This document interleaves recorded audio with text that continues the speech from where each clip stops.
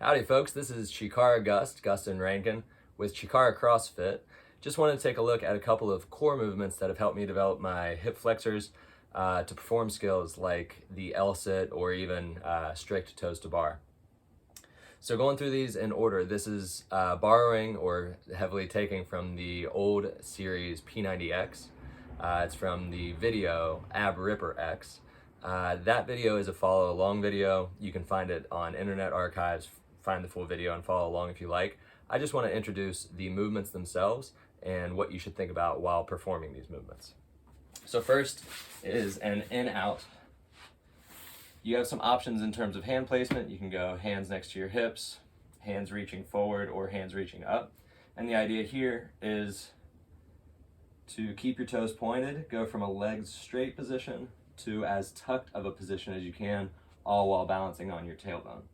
Now the rep ranges for all of these movements is, in the video they do it 25 repetitions. I think you could cut each one down to 10 repetitions and still do each one. But again, fully legs straight is the start position, fully legs crunched is the finish position. Feel free to reach the arms forward or help your balance by placing the hands next to the hips. From there is a bicycle movement.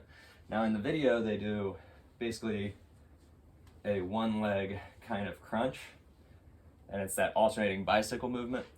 I much prefer to do a bicycle crunch, so fingertips next to the ears, right elbow to left knee, left elbow to right knee. So this enforces your base position is basically a hollow position, but again you're crunching side to side, left to right. So about 25 or 26 total repetitions to keep balance between the sides of the bicycle pattern. From there, very similar to the in-out is the crunchy frog. So again, balancing on the tailbone, now arms are wide. And basically here you have the reference to be able to hug your knees and then return to that wide position. So just these three is a lot of hip flexion. Again, in and out, bicycle, crunchy frog. Next one is a basic sit-up. You can either do a cross leg to have less leverage or wide leg to have more leverage. Either way, the idea here is to fully lay back, touch the ground behind your head. What I recommend is to reach first towards the ceiling and then over to your leg or to your foot. So I reach up and then left hand to right foot, reach up, right hand to left foot. And that's keeping your legs straight and your toes pointed the entire way if you choose that leg extended version. Next up is Fifer Scissors. So again, laying back, one leg comes down almost to the ground. My heel is, you can see, about maybe 15 centimeters off the ground. Other leg is as straight as I can keep it, toes pointed, and again, compressing as much as I can. I like the little added bonus of reaching up, but you could also have your hands on the ground like so. But again, switching. Now you may find some benefit to kind of pausing and saying 1, 2, 1, 2, 1, 2, 1, 2, and that just gives you a chance for kind of 2 contractions at that end range every single repetition. From there, hip rock and raise. So your feet are together, kind of like you're in prayer position, but with your feet, the soles of your feet, knees are wide. Now hands should be most likely on the floor. From there, and it's nice with this profile view, my feet are going to raise, but they're never going to break the plane of my pelvis. I'm not lifting them back and over my head. I'm lifting them up to exactly vertical and then straight up to the ceiling. So it's going to look like this. So that's the line of my pelvis, and then I press and lift up.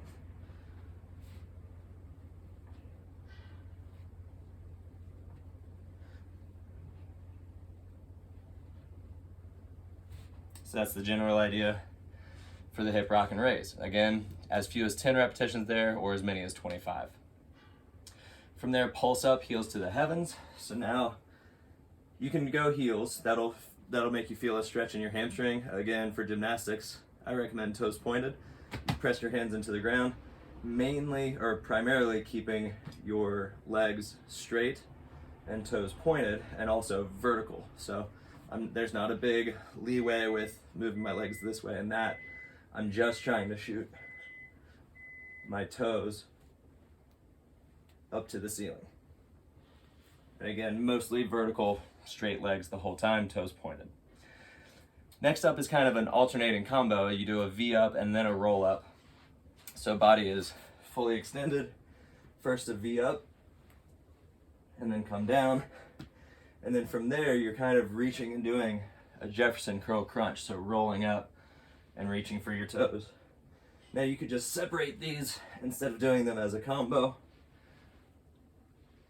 That V-up can take a lot of practice, and it's kind of a classic movement in CrossFit as well, or in gymnastics.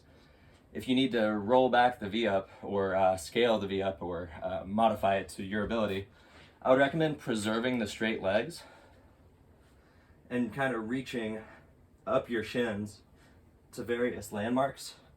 So maybe I can only get mid-shin, but I'm keeping my legs straight and keeping that higher quality so that when I can eventually do V-ups, it is with straight legs, toes pointed, in that high quality gymnastic position. So reaching up your shin, maybe one day you get your socks or ankles, and then you can get your shoelaces and so on. From there, oblique V-up. So not hip flexor related, but still core. For this, you'll lay on your side, again, legs straight, toes pointed. Arm is kind of probably about 20 degrees out from my body, and you are encouraged, or it's totally okay, to kind of roll up on your elbow like so. Very similar to like a Turkish get up. So one hand at the head, you're not pulling on your head, you just have it there as a baseline. And I'm shooting with straight legs to get my elbow to my thigh. So it's gonna look like this.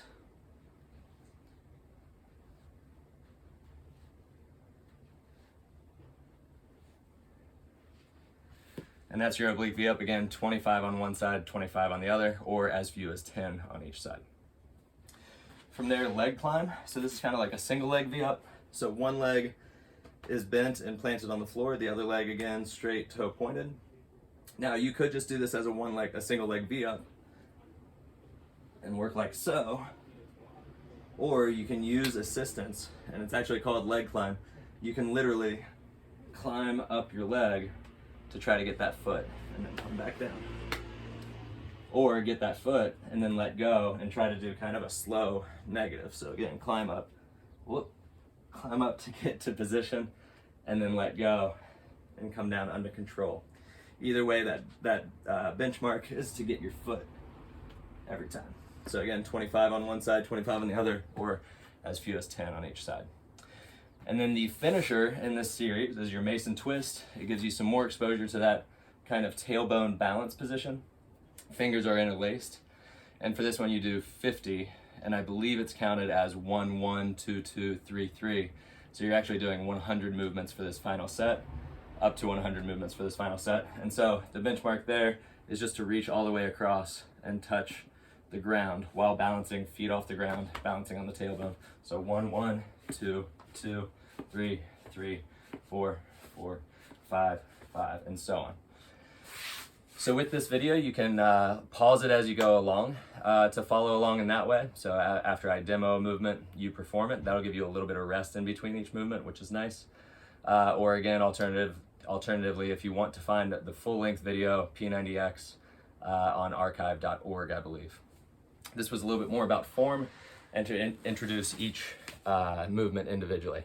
So please enjoy all of these movements either together in succession or in isolation, sprinkled in to your own training. Thank you very much.